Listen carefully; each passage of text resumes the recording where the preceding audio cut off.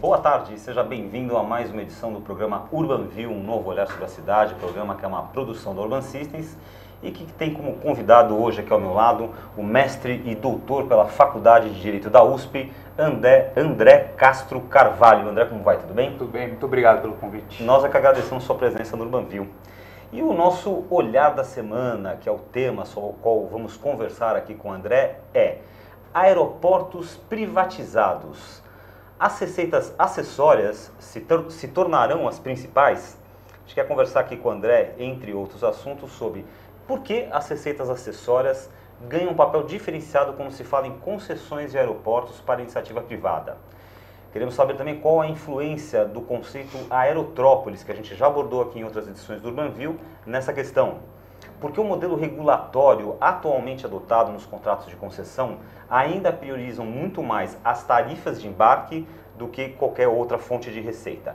E temos aqui ao meu lado, como sempre, Sandra Lanza. Tudo bem, Sandra? Tudo bem, Gilberto? Bem-vindo, André. E bom dia, boa tarde, boa noite a você que está nos assistindo, seja via AltV, seja site da Urban Systems, urbansystems.com.br. Eu tenho alguns recadinhos importantes para você. Você que está sempre acostumado a participar com a gente aqui via chat da AltV, agora a gente tem um e-mail para você participar, mandando seus comentários, sugestões e perguntas para os nossos entrevistados. O e-mail é urbanview@urbansystems.com.br. Bom, eu aguardo a sua participação, coloco aqui as questões ao vivo durante o programa. Outra forma de você participar é por meio da nossa enquete do dia. Você vai lá no site da Urban Systems, urbansystems.com.br, e se responde uma pergunta sempre relacionada ao que a gente está abordando aqui no Urban View. Durante o programa você vai votando, lá no finalzinho do programa o nosso entrevistado dá o resultado, a gente dá o resultado e ele comenta um pouquinho com a gente. A pergunta de hoje é: você acredita que a privatização dos aeroportos irá realmente melhorar a sua eficiência? 3 opções. Primeira opção, sim, é o caminho para aeroportos melhores e mais modernos. Segunda opção, em termos, o período para melhoria será muito longo ou não, a legislação e a interferência do governo atrapalham. Eu aguardo a sua participação. Muito bem. E a Sandra tem uma novidade muito interessante aí, que é esse e-mail, né? Como é que é, Sandra? urbanview@urbansystems.com.br. Exatamente, você manda, a gente recebe ao vivo aqui no Urban View e já coloca a sua pergunta aqui para o nosso entrevistado. Legal, né, Gilberto? Maravilha, então a gente está aguardando a tua participação, não só a tua participação com perguntas para o nosso convidado André, como também sugestões que você queira fazer de temas, de convidados, enfim, toda a participação que você quiser ter conosco aqui no Urban View, é só mandar um e-mail então para urbanview@urbansystems.com.br. E no ano de 2012, o Brasil deflagrou o tão esperado processo de privatização dos seus principais aeroportos, com vistas à modernização dessa infraestrutura para o desenvolvimento da economia e também, logicamente, para atender às exigências desses megas eventos como a Copa do Mundo e as Olimpíadas de 2016. Então, inicialmente foram os aeroportos de Guarulhos, Brasília e Viracopos que foram os primeiros eleitos para esse processo de desestatização. E quando se fala na concessão de um aeroporto, logo se imagina que a principal fonte de receita desse aeroporto é a tarifária, ou seja, as tarifas que nós passageiros pagamos, que as companhias aéreas pagam para o proprietário. Já no que se refere a receitas alternativas, complementares ou acessórias, como por exemplo aquele cafezinho de preço econômico que você costuma tomar nos aeroportos brasileiros, elas são deixadas em segundo plano até pela sua pouca expressividade teórica em relação ao total do projeto.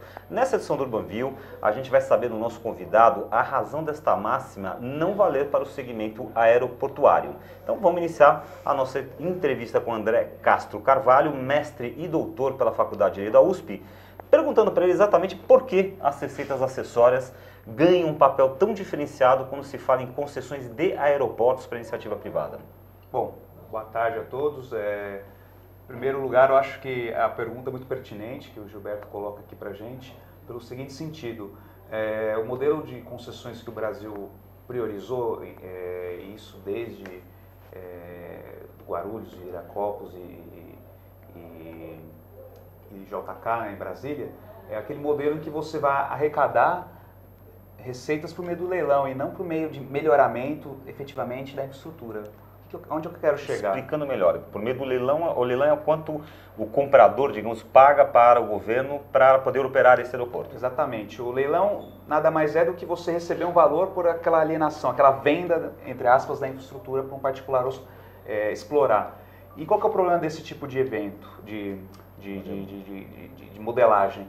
É que você acaba priorizando muito mais a arrecadação de recursos, e o governo acaba, obviamente, arrecadando, fazendo caixa com isso, e o serviço em si ele não pode ser tão melhorado porque você já tem uma contrapartida inicial, um gasto elevado logo de início, que é o pagamento pelo uso dessa infraestrutura. Ou seja, o comprador do aeroporto, sei lá, tem que desembolsar X bilhões para comprar aquele aeroporto, o que fortalece o caixa do governo, como você está colocando. Mas esses X bilhões que ele desembolsa faz com que ele não tenha tantos bilhões para investir na melhoria do aeroporto. Exatamente. É mais ou menos essa linha. E aí, o problema, por exemplo, se a gente olhar modelos de outros países, por exemplo, na Ásia, as receitas acessórias, que era o que a gente estava conversando inicialmente, elas representam em torno de 70% do projeto. Então você tem um aeroporto em que o principal não é o tráfego aéreo em si, ou o que você gasta lá dentro. Costuma-se dizer no setor que o passageiro não é dono do próprio tempo. Você tem que passar pelo check-in, você tem que passar pelas máquinas de raio-x. E como não é dono do seu próprio tempo, né? Porque eles mandam chegar não sei quantas horas, você vai não sei quantas horas de fila, enfim, você gasta mais tempo dentro do aeroporto do que dentro do avião. André, a gente pode dizer que, na verdade, esse leilão deveria ter um pouco mais de requisito para deixar isso mais completo de alguma forma, e não só o valor pago por isso, por essa concessão? O leilão, a concessão em si, ela tem realmente melhorias para a infraestrutura, tanto que os concessionários estão investindo em melhorias do serviço. Só que a partir do momento que você utiliza esses recursos inicialmente para, como a gente estava conversando, para que isso seja transferido ao governo, né, que na prática você acaba fazendo caixa com recursos, com concessões, o que não deveria ser o melhor modelo. A partir do momento que você faz caixa com esses recursos, você tira a possibilidade de melhorias, de maiores investimentos no próprio aeroporto. E esse é o grande problema da modelagem. O governo, mesmo dentro desse modelo que você cita, normalmente você não faz... a pergunta é de quem não entende do assunto, mas normalmente, pelo que eu vejo na mídia, no jornal, o governo faz um leilão baseado nesse modelo de transferência de receita, ou seja, da venda, digamos, do parte do ativo, mas ele faz a exigência de contrapartidas, de melhorias, de benefícios na infraestrutura. Então, na verdade, quer dizer, o comprador, na verdade, tem que estar arcando com dois ônus aí, o ônus de pagar ao governo a parte que o governo está vendendo e o ônus dessa contrapartida obrigatória em contrato. Exatamente. É isso. Você acaba tendo, na verdade, o ônus do próprio melhoramento do aeroporto em si, e o ônus do pagamento por essa venda. Quando eu falo venda, eu falo sempre entre aspas, porque isso retorna ao poder público depois de um prazo, é uma concessão. Então, na verdade, é como se fosse um leasing, como a gente pode dizer, que você devolve para o governo. É um aluguel que você paga para você poder explorar aquele espaço. A estrutura. Mas vamos lá, nós vamos dar uma voltinha para voltar nesse ponto, tá? Que é a nossa segunda pergunta, que é a influência do novo conceito aerópolis nessa questão. Para quem não acompanha no UrbanView aqui, o André inclusive vai falar um pouquinho melhor, mas basicamente o aerópolis, né, é um conceito muito moderno que diz o seguinte, é polis de cidade, aero de aeroporto. Então essa cidade, digamos, esse conjunto de serviços, hotéis, shoppings, estacionamentos, tudo que envolve, que pode estar em torno de um aeroporto, é isso? Exatamente. Esse é o conceito de aerópolis. Exatamente. Então, vamos falar um pouquinho o seguinte, para a gente voltar nessa questão de receitas acessórias versus tarifas do aeroporto, como é que esse conceito de aerópolis está influindo na geração de receita de um aeroporto? Quando a gente parte do princípio que a aerópolis seria um modelo de negócio para o aeroporto, a gente fatalmente tem que chegar no modelo de receitas acessórias como principais para um empreendimento desse vingar. É engraçado que, historicamente, tem até um físico que inventou um termo que chama constante de Marquette. O que isso quer dizer? Que as pessoas, em geral, demoram 1 hora de deslocamento da sua residência até o trabalho, etc. Isso sempre foi feito a pé, na antiguidade, a cavalo, a veículo e hoje por avião. Então, se você pensar que uma aerópolis pode ser um tipo de cidade ao redor de um aeroporto, em que você mora numa cidade a, sei lá, 300, 400 quilômetros de distância, que você demora 1 hora para chegar e trabalha e volte para sua cidade no fim do dia, evidentemente o transporte ele passa a ser acessório, é como se fosse um metrô. Se ninguém pensa em gerar recursos com um bilhete de metrô. O que é principal são as atividades econômicas ali que vão estar orbitando esse aeroporto. E aí a aerópolis faz sentido. Agora, esse conceito de aerópolis é recente. A gente sabe que ele está mais disseminado no exterior e começa a ser implantado no Brasil. Você poderia falar um pouquinho mais onde ele está mais avançado no exterior e em que grau que ele está aqui no Brasil? Bom, acho que o exemplo paradigmático que a gente tem é o da Coreia do Sul, o aeroporto de Incheon, que ele praticamente foi concebido para ser uma aerópolis. E hoje ele sempre está na lista dos 3 principais aeroportos do mundo. Esse ano acho que ele perdeu para Singapura, mas o ano passado ele era o melhor aeroporto do mundo. Então, esse é o modelo, quando a gente fala de paradigma, assim, dentro de uma órbita internacional, esse seria um aeroporto no estilo aerópolis. A gente tem aqueles aeroportos hubs, como Dubai, por exemplo, em que ele vira um hub mundial para a Ásia, para a Europa, para a América.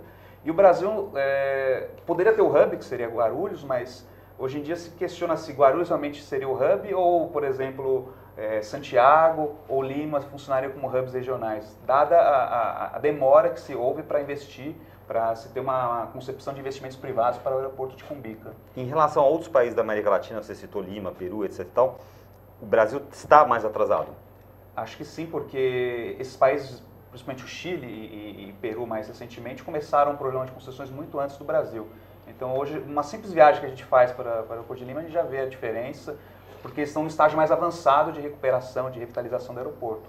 O contrato de Guarulhos é muito novo ainda, então os resultados vão ser sentidos daqui a alguns anos. A gente ainda não pode dizer que realmente houve uma melhora, porque não faz muito tempo assim. Aonde aqui, em que aeroportos brasileiros você percebe a implantação desse modelo de aerópole? O aerópole no Brasil, na minha visão, teria que ser um aeroporto novo, ou seja, como projetos que a gente vê em Jundiaí ou ali perto do Rodoanel, aqui no caso de São Paulo. Então, isso teria que ser uma região que já tem uma certa dinâmica econômica e que falta realmente um modal de transporte que permita esse tipo de locomoção. Então, por exemplo, Congonhas poderia ser aerópolis, eu acho difícil pela própria estrutura já metropolitana da cidade. Você teria que remodelar pela totalmente. limitação física de terreno mesmo, Exatamente. de área para ampliação. Né? Exatamente. Então, ele ficaria muito mais fácil de ser viabilizado com aeroportos novos, como, por exemplo, aconteceu em São Gonçalo do Amarante, no Rio Grande do Norte, que é um aeroporto novo, mas o projeto não foi concebido para ser uma aerópole, por questões, evidentemente, uma preferência governamental de que seja um aeroporto, inicialmente era de carga, agora de passageiros. Então, teria que ser um aeroporto novo para ter esse conceito. Tem algum case de sucesso no mundo de um aeroporto que siga esse sistema de aerópolis que você queira trazer para a gente? Eu acho que o caso mais bem sucedido foi o da Coreia do Sul, que eu já acabei mencionando. A China eu acho que é um bom padrão, porque se a gente pegar o aeroporto de Xangai, ele não tem uma concepção de aerópolis, mas ele tem uma concepção de conectividade que permita com que ele possa ser visto como uma aerópole. Por exemplo, você chega no aeroporto e você tem um trem de maglev, né, aquele trem de levitação magnética, e em 20 minutos você já está no centro. Né? Então, isso realmente pode ser demonstrado como um caso de sucesso. Seria, por exemplo, se o Brasil, a ideia inicial de ter um trem de alta velocidade que ligasse o aeroporto, mas que até agora não vingou. Nós recebemos aqui numa edição passada do Urbanville o presidente da concessionária de Viracopos, a Luísio Margarido, se não me falha a memória. É isso, Sandra? Nossa, Sandra é minha memória aqui. É a Luísio Margarido. E ele contou um pouco para nós, quer dizer, do projeto de transformar Viracopos dentro desse conceito de aerópolis. Porque Viracopos ainda tem muita área em volta, tem bastante terreno para ser construído. Então eles estão com uma visão muito forte, muito voltada para esse conceito de ter hotel, shopping, enfim, todo tipo de serviço em volta desse aeroporto. Viracopos, por exemplo, você considera uma possibilidade de, com planejamento e com um bom planejamento, com uma boa execução, vir a se materializar num conceito de aerópole, apesar de não ter sido originalmente planejada para tal? Sim. Dentro do conceito mundial que a gente vê da Coreia, da Ásia, acho que não. Mas dentro do conceito assim, brasileiro, se a gente adaptar um pouco os contratos, eu acredito que até o Guarulhos e JK em Brasília também seriam possíveis. Só que aí você vai partir para uma aerópolis mais com empreendimentos imobiliários, por exemplo, escritórios comerciais, imóveis residenciais, alguns serviços, pode ter universidades ou hospitais, mas você não teria uma cidade completa, mas sim um centro de facilidades ao redor do aeroporto e que é importante, que a Aerópolis não pode competir com a economia da cidade, senão, evidentemente, nenhum prefeito vai ter interesse. Ou seja, são serviços cujos usuários são aqueles que realmente vão utilizar o aeroporto, senão vai ter usuários dos municípios se deslocando até o aeroporto para se valer desses serviços. Eu acredito que dentro de uma adaptação dos contratos, isso é possível, tanto você eventualmente aditando ou alterando um pouco as cláusulas que sejam mais restritivas, você poderia começar a introdução desse conceito para daqui a alguns anos, talvez 10 anos, você ter realmente uma aerópolis, né? Muito bem, por que o modelo regulatório atualmente adotado nos contratos de concessão ainda prioriza muito mais as tarifas de embarque? Historicamente, o modelo brasileiro sempre priorizou a tarifa. Se a gente pegar o metrô aqui em São Paulo, a gente percebe como é mal aproveitado o espaço, aquele espaço interno do metrô. Se a gente, por exemplo, eu tive a oportunidade de ir para a China e ver como eles aproveitam, você encontra restaurantes do McDonald's dentro do metrô, inclusive, algo que, se a gente olhar aqui, falar, não, mas como você tem uma lanchonete dentro do metrô? Então, sempre os serviços públicos foram pautados pela arrecadação da tarifa. Isso causa um problema, que as tarifas acabam sendo caras, né? Porque a gente viu em 2013, os protestos representaram isso.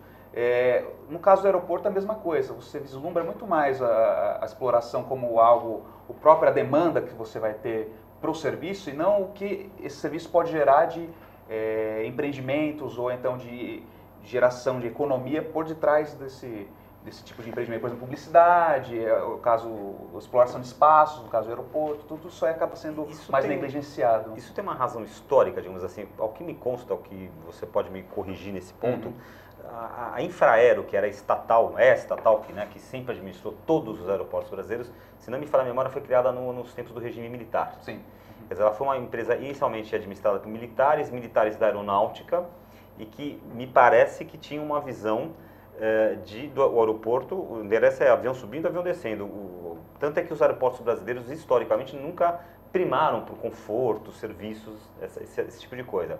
Então, esse modelo regulatório, você acredita que seja uma herança dessa forma de pensar aeroporto? Ou seja, nunca foi iniciativa privada, nunca foi o empreendedor que olhava aquele aeroporto como uma fonte de receita, mas sim militares, especialistas, aeronautas, né, digamos, que olhavam para o avião só, para pista, pouso, decolagem e torre. Sim, é engraçado, se a gente assistir o filme O Aviador, que é com o Leonardo DiCaprio, a gente percebe como nos Estados Unidos o desenvolvimento da aviação foi muito mais relacionado com a iniciativa privada, ou seja, você tinha capital privado, você tinha empreendedorismo por detrás do setor. No Brasil aconteceu um pouco, acompanhando não só o Brasil, a América Latina, então a gente acabou seguindo essa modelagem, em que o Estado acabou assumindo o protagonismo no setor de aviação. Então você pega, por exemplo, a maioria dos aeroportos brasileiros, como você bem disse, foram concebidos como uma estrutura militar. O próprio aeroporto Afonso Pena, em Cumbica, ele era uma base militar, tanto que até hoje a gente tem problemas para pousar e decolar, porque ele sempre está fechado por conta da neblina. Ele era estrategicamente um aeroporto para fins militares. Então essa visão mais militar, ou seja, de uma infraestrutura que servisse apenas para o transporte, acabou perdurando por anos, né? E somente agora, com a necessidade de investimentos, é que se começou a pensar, bom, se o mundo inteiro enxerga de outra forma, e obviamente o Brasil já perdeu aquela onda histórica que os Estados Unidos acompanhou e a Europa. A gente não vai conseguir ter um Heathrow tão cedo, ou um aeroporto igual o Schiphol na Holanda. Então o que você vai ter que fazer? Você vai ter que tentar, por meio da concessão, pelo menos acompanhar essa tendência. Eu acho que a questão do militarismo na infraestrutura, infelizmente, foi uma herança histórica que a gente vai ter que carregar isso na história dessa infraestrutura aeroportuária brasileira. Agora, a gente analisando o material que você nos enviou, a gente tem uma pergunta que é o seguinte: por que as verbas não tarifárias entendem-se como verbas acessórias, digamos assim, ou melhor, a pergunta é, por que as verbas não tarifárias não deveriam ser consideradas como acessórias dentro da modelagem econômica e jurídica dos contratos de concessão? A gente tem um problema da legislação também, que é um pouco atrasada nesse sentido. A lei é de 95, né, a lei de concessões, que foi a base desses contratos. Ela enxerga como serviço público, basicamente, remuneração via tarifa, aquela mentalidade. Quem vai te remunerar é a demanda, é o passageiro, é o pedágio que você paga na rodovia, etc. E ele considera tudo aquilo que não for pago pela demanda por esse serviço como acessório. Então, por exemplo, exploração de espaços, publicidade, empreendimentos imobiliários, isso seria receita acessória. se a gente analisar economicamente, elas não são acessórias, de fato. O peso que elas têm econômico num empreendimento desses, às vezes pode ser maior do que a própria demanda. Obviamente a demanda é importante, e se a gente comparar a evolução histórica em outros países, como eu falei, na Ásia, você tem uma proporção de 70%, 30%. 70% é receita acessória, entre aspas, então não é mais acessória. Na Europa já é metade, meio a meio. O Brasil ainda está 30% como acessória e 70% de receita de demanda. Só para a gente que é leigo entender. Nesse modelo atual, que a legislação que você estava se referindo aí, a receita acessória, ela entra ou não entra? Tipo, ela não é nem considerada tipo acessório, você vai levar de bônus? Não, ela entra. Ela faz parte do cálculo. O problema é que ela é menosprezada, por exemplo. O que você tem como meta é justamente, são os níveis de demanda que você tem que atender. Só que você não tem como meta, por exemplo, você tem que ter tantos cafés aqui, tantas lanchonetes. Isso não entra como meta, isso entra como um plus ao seu contrato. Você não tem uma meta de melhoria efetiva do serviço, exatamente, de oferecer mais conforto ao passageiro. Exatamente. Ou talvez não é colocado de uma forma assertiva, como essa semana colocaram um spa, né, um day spa dentro Sim. do aeroporto por R$600. Uhum. Quer dizer assim, como é que você enxerga isso? Então, quando você não tem uma regulação, ela fica pelas leis de mercado. É bom por um lado, por conta disso, você consegue ter, obviamente, bons contratos e isso gerar receita. Por outro lado, é ruim porque não necessariamente vai se reverter em comodidade. Por exemplo, na minha visão, talvez um spa seja menos útil do que você ter bons restaurantes, boas opções para quem trafega naquele aeroporto, né, para os passageiros. Então, o menosprezo à receita acessória acaba causando esse problema, né? Muito bem, no Urban View de hoje a gente está entrevistando aqui André Castro Carvalho, mestre e doutor pela Faculdade de Direito da USP. E como mestre e doutor André, lhe pergunto o seguinte: muito se fala do custo Brasil, né? Que é a questão do custo trabalhista, né? Tem o custo de impostos, mas existe um custo também muito complexo que não é tão comentado quanto impostos e legislação trabalhista, que é o custo jurídico. Você, como advogado, como mestre, como doutor, você avalia que o cenário, a condição jurídica no Brasil, ela é um fator impeditivo ou, no mínimo, irritativo para quem pretende investir? Se você for observar, os economistas já brigam há muito tempo com os advogados falando que a gente é custo de transação, e de fato é. Toda vez que você vai conceber investimentos, atividades econômicas, o advogado, as leis entram como um impeditivo. Eu acho, por exemplo, na questão, obviamente o tema é um pouco diverso, mas se a gente for tratar da aviação regional e dos aeródromos, a gente percebe que a regulação acaba representando um desincentivo, às vezes, até para investimento, porque você tem diversas regulamentações que você tem que seguir, evidentemente, mas você também tem uma discricionariedade muito forte dos órgãos que controlam isso. A gente viu agora, recentemente, houve a autorização para estudos para os aeroportos regionais aqui em São Paulo, Ubatuba, Jundiaí, nos municípios aqui do estado, e posteriormente isso foi revogado pelo governo federal, pela ANAC e a SAC, né? Então você fica muito à mercê da regulamentação, que ela, na verdade, ela não te viabiliza investimentos. Você depende do comportamento que o poder público fale, bom, tudo bem, agora você pode investir. Quando, na verdade, deve ser o contrário, de você poder investir, e aí você vai parando as arestas para que, evidentemente, você não vá confrontar nenhum princípio, nenhuma norma jurídica. Quer dizer, existe...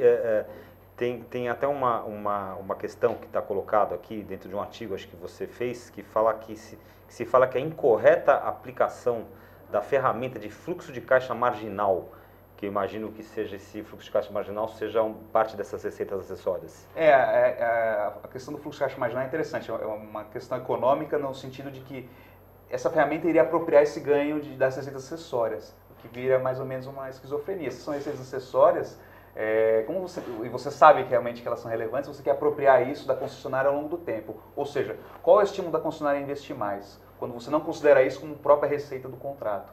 Então isso foi uma ferramenta que surgiu no setor de rodovias, foi desenvolvido lá para novos investimentos em concessões e acabaram aplicando para qualquer tipo de evento que vá causar desequilíbrio. Por exemplo, se você construir uma aerótrópolis, isso pode ser objeto de aplicação dessa ferramenta. Bom, agora você já ganhou muito dinheiro, né? Aquela história do lucro, ele é pecaminoso, né? Então, agora eu vou aplicar o fluxo de caixa marginal. É o que você fala aqui, a incorreta aplicação da ferramenta do fluxo de caixa marginal, contida nesses contratos atuais, poderá ensejar discussões regulatórias futuras provocando um ambiente de insegurança jurídica. Pois É isso mesmo É que isso você acredita que possa acontecer? É isso mesmo. A insegurança de você não ter uma definição enquanto, por exemplo, em empreendimentos. Como é que eu vou investir em um shopping, em hotéis para montar uma aerótrópolis?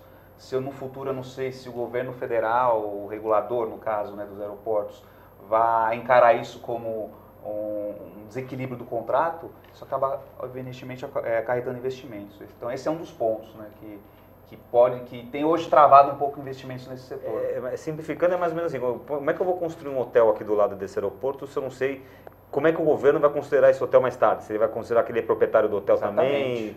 Não existe clareza nesse ponto. O contrato acaba e depois, hoje você tem um relacionamento concessionário, vamos supor, eu tenho um hotel Hilton, uma marca qualquer. Amanhã é o governo federal que vai ser ele vai tomar esse aeroporto de volta, ele vai receber de volta, né? O bem reverte. Agora eu lido com quem? Com o governo. O governo vai ter interesse em manter o hotel? Vai querer expropriar o hotel? Não se sabe, né? Esse é o ambiente de segurança jurídica para investimentos desse tipo. Então, quer dizer, existe realmente, digamos, um filtro aí, um problema que seria essa insegurança jurídica que pode afugentar ou deve afugentar investidores. Eu acredito que isso deva ser contornado, que são empreendimentos que vão vir para o bem das concessões, acho que para o bem até dos próprios passageiros, então tende a melhorar o serviço de transporte aéreo. A questão realmente é aparar as arestas, para que não chegue no futuro e você tenha uma surpresa numa lei de segurança jurídica. E a gente sabendo disso, que o advogado é custo de transação, que a gente estava conversando, as leis podem ser custos de transação, a forma de você mitigar, de você evitar com que essas discussões retornem daqui a 30 anos com outros governos, né, que você não sabe nem quem vai ser. Né? Esses contratos em geral, por exemplo, você faz um contrato de 30 anos para a operação de um aeroporto, ele prevê cláusulas de renovação, existe preferência para a concessionária atual? Como é que funciona um pouco? Conta para a gente que é leigo, como é que funciona um pouco um contrato desse daí? Todos os contratos eles prevêem prorrogação em geral, né? A gente tem algumas exceções, mas por que ele prevê prorrogação? Porque pode ser que no momento do fim do contrato você tenha alguns desequilíbrios, porque o contrato ele é uma previsão, na verdade, por um longo prazo, 30 anos. Pode ser que no final do 30º ano você tenha, por exemplo, tive prejuízo aqui porque o poder público acabou tomando uma medida aqui que acabou me prejudicando. Isso pelo contrato deveria ser reequilibrado, né? Deveria ter uma compensação. Então você tem o prazo como uma oportunidade para reverter isso. Ou seja, estendendo o prazo, você não precisa indenizar o particular por qualquer ato que você tenha tomado e que tenha causa de desequilíbrio. O problema é que os contratos de aeroportos, diferente de outros setores, ele acabou limitando no tempo. Então você pega, por exemplo, eu não sei de qual concessionária, mas tem um contrato que o máximo que você pode prorrogar são 5 anos. Então vamos supor que você construa uma aerótrópolis dessa. Isso, bom, agora não vou conseguir recuperar esse investimento em 30 anos, eu vou precisar de 50.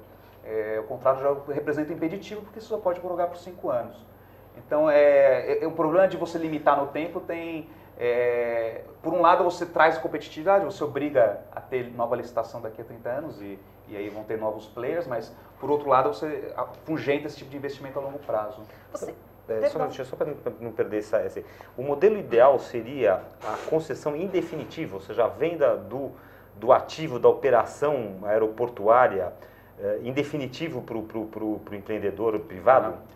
Hoje o mundo inteiro se debate, não existe um modelo ideal. Tem modelos bem-sucedidos. Um que eu posso trazer, que eu acompanhei na prática, foi do Chile. O Chile ele usa uma metodologia em que o contrato ele tem um prazo, mas é um prazo mais por balizamento, porque na prática o contrato acaba quando você atingiu aquilo que você esperava recuperar dele. Então vamos supor, eu quero ter uma recuperação de 1 bilhão do meu investimento que eu fiz. Você atingiu 1 bilhão, o contrato se encerra. O aeroporto de Santiago, por exemplo, foi feito nessa metodologia. Tanto que recentemente eles estavam discutindo, agora eu já recuperei os recursos e por algum motivo interno não conseguiu fazer uma licitação, acabaram prorrogando o contrato. Então esse tem sido um modelo bem sucedido, que não é aplicado no Brasil ainda, nenhum contrato. Poderia ser uma tentativa de se Agora, no porto, por exemplo, você citou no porto de Heathrow em Londres, da Holanda, esses aeroportos eles são privatizados, são inteiramente privatizados ou não? Esse modelo de gestão meio compartilhada, pública e privada? Você tem um modelo que o modelo europeu ele é baseado em privatização total. Total, 100%. O aeroporto passa... Obviamente, quer dizer, o governo deve ter, até por ser uma questão de segurança nacional, sim, coisa de aeroporto.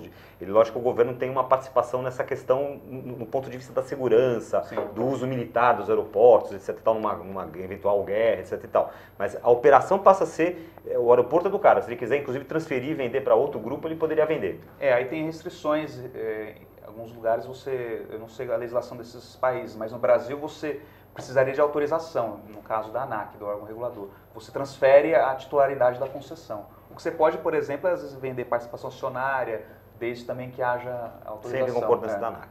Você vislumbra que de alguma forma o governo adeque essas leis a fim de, por exemplo, você está comentando dessa prorrogação, desse entendimento do conteúdo aerótrópolis e tudo mais, não, tudo bem, não vai ser mais 5. Se ele implantar esse conceito de aerótrópolis, a gente vai dar 10. Quer dizer, existe essa ideia de alguém movimentar essa lei para que funcione? Não precisa nem tão longe. Pelo próprio contrato, se você alterar o contrato, um aditivo, você poderia eventualmente estender o prazo. Né? Obviamente vai ter muita discussão, por exemplo, aqueles que se sentiram os perdedores, na verdade, perdedores, a gente diz que não venceu a licitação. Né? Pode falar, bom, mas aí você está modificando a condição inicial, mas isso é uma discussão residual, eu acho, porque como é uma questão muito específica do contrato, a questão de prorrogação, você poderia ter liberdade para tentar melhorar a fim de adequar a situação nova, que agora se vislumbra um investimento que pode trazer benefícios para todo mundo, né? Não só para a concessionária, como para os passageiros.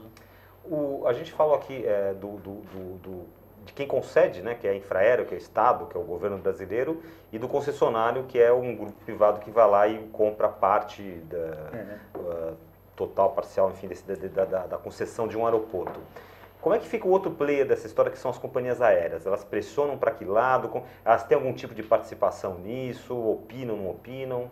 O Brasil ele adotou o modelo de não permitir que as companhias aéreas entrassem nesse business. Né? Então, há restrições específicas nos editais. Por exemplo, a TAM, a Gol, a Azul, eles não podem participar. Em outros lugares, você tem um engajamento maior das companhias aéreas em aeroportos, por exemplo. Só para não ir muito longe, a Colômbia tem, a Avianca tem um terminal próprio dela, que é muito mais moderno que o aeroporto Eldorado, que é o aeroporto de Bogotá. Então, o que eu acho que poderia ser pensado para as companhias aéreas é estímulo para que eles desenvolvam terminais privados. Isso realmente possa ser interessante. O problema é como você vai conjugar com a modelagem que visualmente não vislumbra isso. Então, você pega um contrato, ele não vislumbra uma integração com a companhia aérea para a criação de um terminal. Você criar um terminal fora do aeroporto, ficaria algo meio estranho.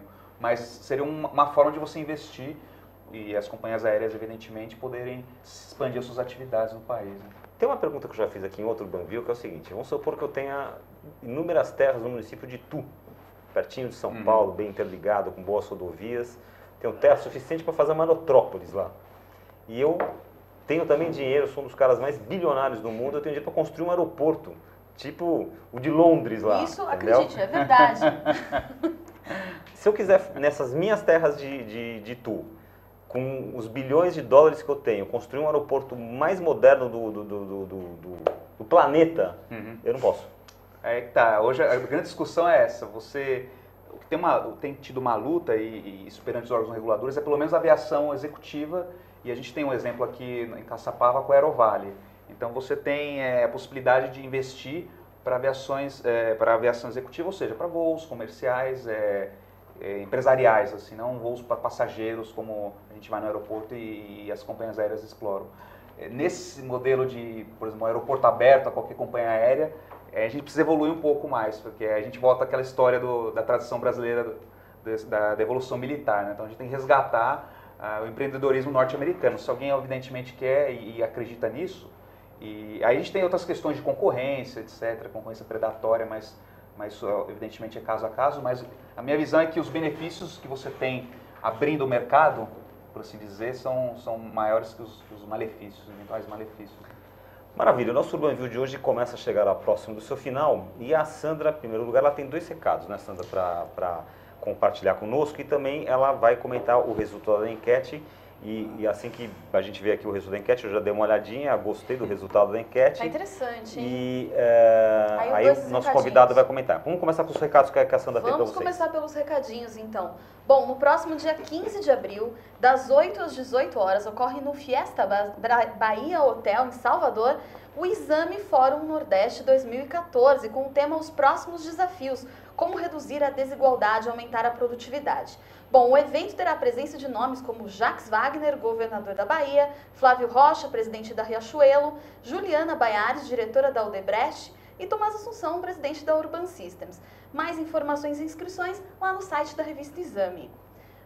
Mais uma dica para você, eu convido você a conhecer e também participar do evento Segundo Encontro Bem Viver, o Resgate da Felicidade, que vai ocorrer nos dias 24 a 27 de abril, na cidade de Paraty, no Rio de Janeiro. O presidente da Urban Systems, Tomás Assunção, será um dos participantes, em conjunto com o navegador Amir Klink, Ricardo Jimenez, lá do Chile, Clóvis de Barros Filho e muito mais. Mais informações você pode obter pelo site refletirbrasil.com. E o detalhe é que esse felicidade que ela falou, na verdade é felicidade, né? Então é uma brincadeira, uma brincadeira com a palavra que é feliz cidade de cidade onde nós moramos. E eu estarei lá e trarei fotos para vocês. Sandra estará presente em todos os eventos, aí cobrindo, trazendo informações quentes aqui para o Banville. Muito Sandra, bem. como é que está a nossa enquete? Vamos lá para a enquete. Então, a pergunta da nossa enquete de hoje era: você acredita que a privatização dos aeroportos irá realmente melhorar sua eficiência?